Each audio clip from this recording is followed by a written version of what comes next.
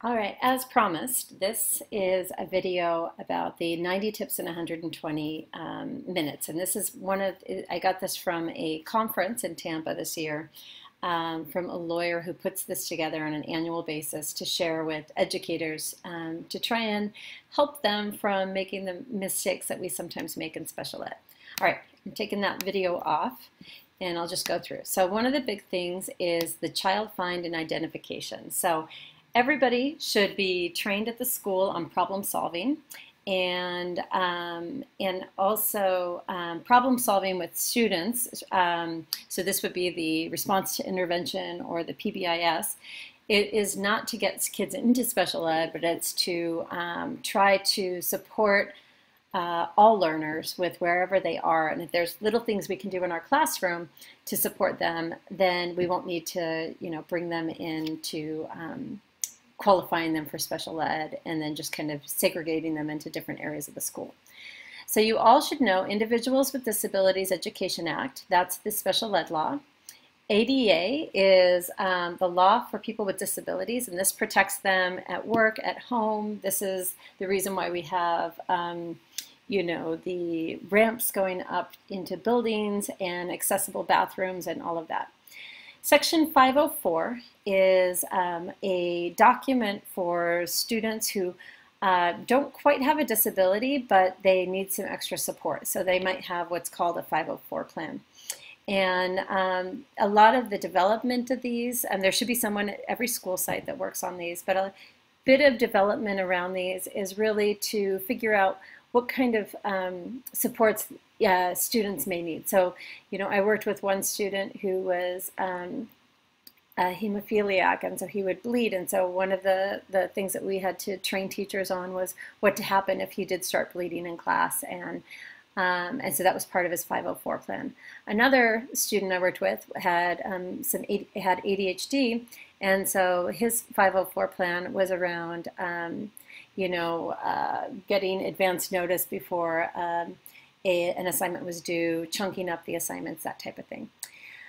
FERPA is the privacy that every student has, and so making sure that we're not talking about students or where they're struggling with other people or leaving paperwork out. So we do need to protect our students.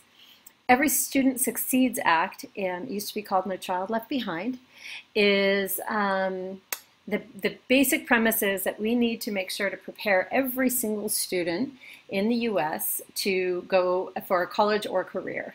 So to be successful in not just academics, but also in their career and in employment. So, and then of course there's different state laws that are different from the federal laws.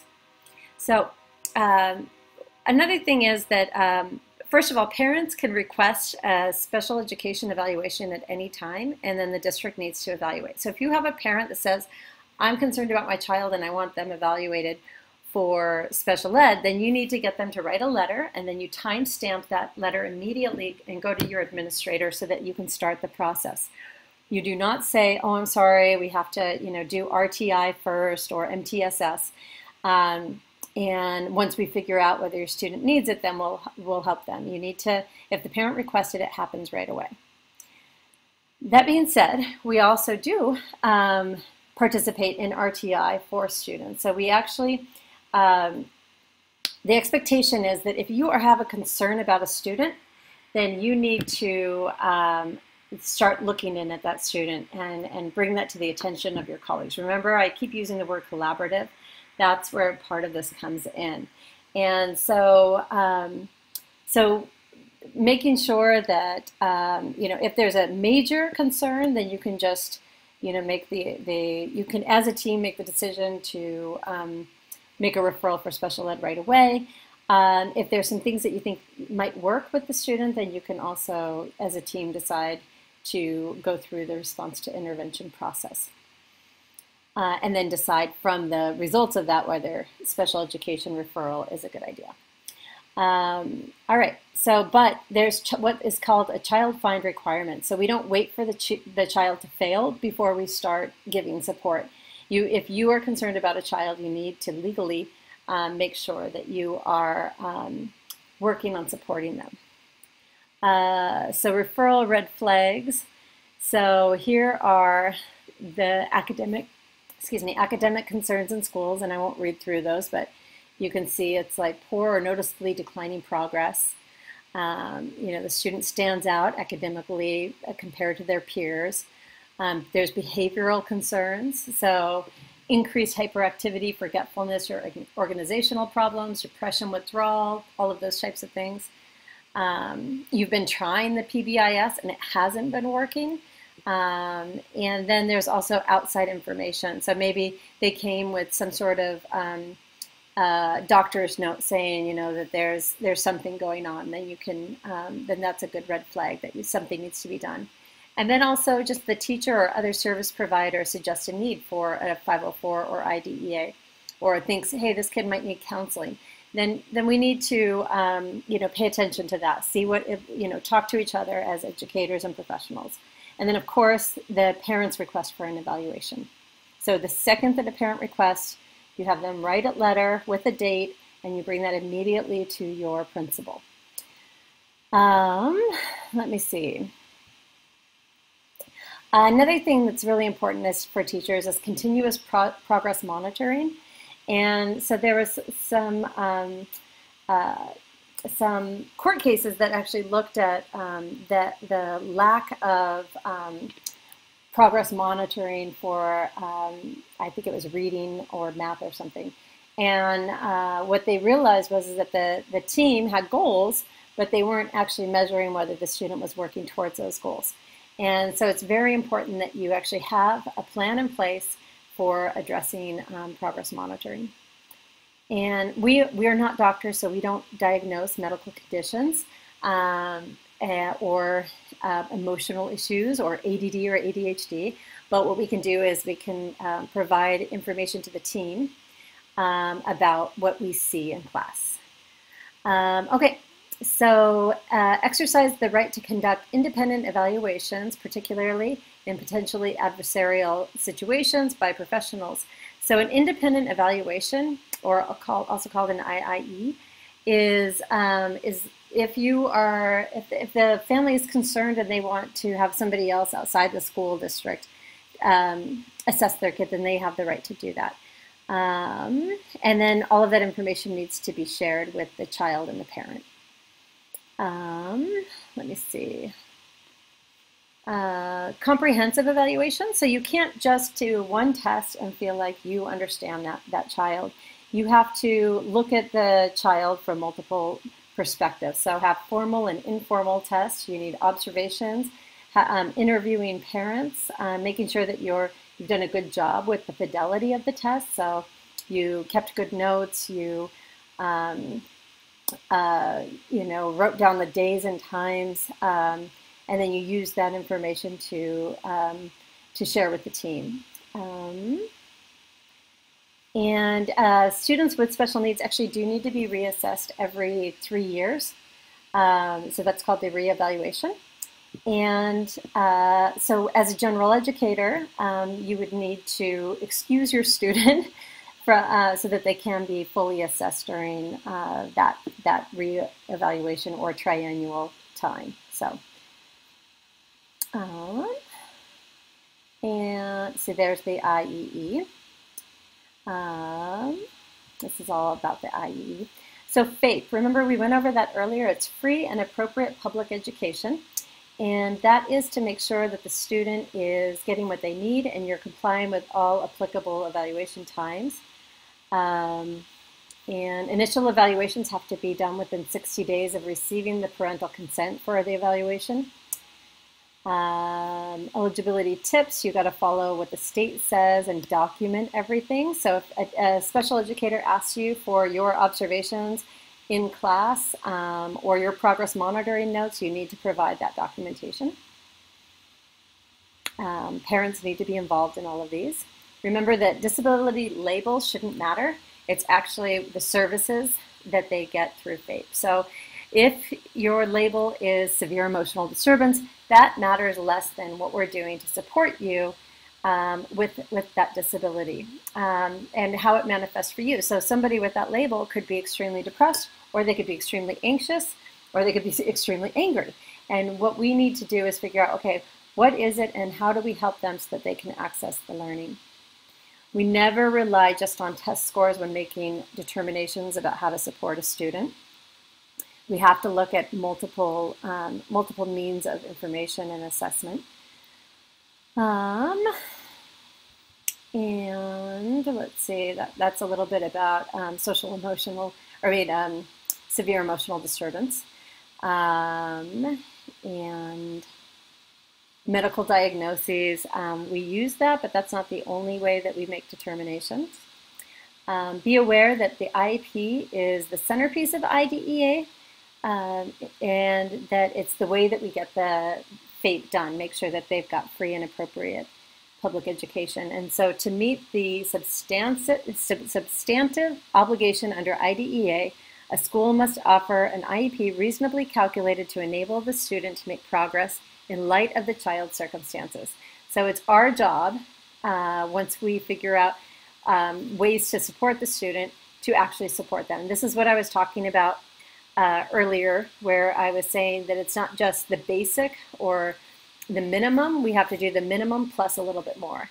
So merely more than de minimis benefit. So more than just the lowest bar. And that's the newest court case that came out earlier this year, I think, actually. So keeping all drafts of the IEP and notes that reflect changes that were made. Prepare adequately for meetings. So this means if your special educator has asked you for input, then you need to also prepare to provide that before the meeting as well. And if the parent wants any more information, then you need to provide that as well. There's certain people that need to be part of the IEP. That's the administrator, the special educator. A general educator needs to be present. The parent, sometimes the student, and for a triennial, you also need an administrator and the psychologist, any other support providers too. So like an occupational therapist or speech and language therapist. And you need to schedule the meetings at a time that the parents can do it, so the school needs to be accommodating to that. When a student turns 16, you have to have post-secondary transition goals, so around education, employment, and independent living skills. All recommendations for the IEP need to be individualized to meet the needs of that particular child, so you can't just cut and paste goals or supports. And it needs to be in the least restrictive environment. We do not want segregation of students who have disabilities. And yeah, we don't need any unnecessary details or promises in the IEP. There's a thing called extended school year, just so you're aware, and that is if you're concerned that the student will lose some of the knowledge over the summer, then you can actually put in for extended school year so they continue to go to summer school. Use behavioral strategies and interventions when appropriate. For any of you that are in the behavior class or in seminar this fall, you'll be with me learning about FBAs and BIPs, but it's a functional behavioral analysis and behavior intervention plan. And this is how to help students whose behavior is affecting their learning. The IEP goals have to be linked to the present level, so however they're doing in the day, then you want to help them get to a more grade or age-appropriate level. And placement recommendations are done by the team. You should have an action plan with steps on who's going to do what to help the student get what they need. And let's see. Make sure that you're collecting progress. So there's the progress monitoring on all your students. So if you have students with IEPs in your class, you should find out what their goals are and then be collecting data. So this could mean like a small mini test that you might do, or you might just submit work to the teacher so that they can start gathering information on the progress of the student. And let's see. Everything's got to be done. There's timelines for everything. Yes. For discipline, there can be if someone's suspended for more than 10 days, then there could be what's called a manifestation determination. But you can't just pull a student from a school who has an IEP. So there's some stay put rules and things like that that you need to keep in mind. There's the manifestation determination. And let me just see. And here's the 504 plan. So there should be a 504 coordinator at your site or within your district. And they are trained on how to write these. And the 504 plans fall in line with ADA. So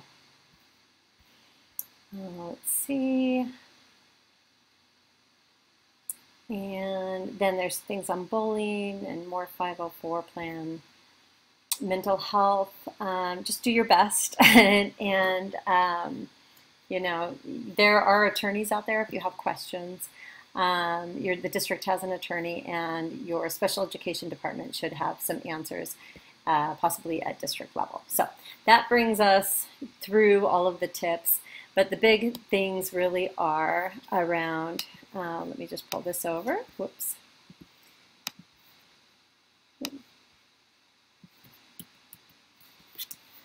Making sure that you're using a multi-tiered system of support. So you're working together with your colleagues on a multidisciplinary team to support all students. And if you have any sort of concerns about a student, then you start that, or you make it known and you start trying some supports and strategies within the class.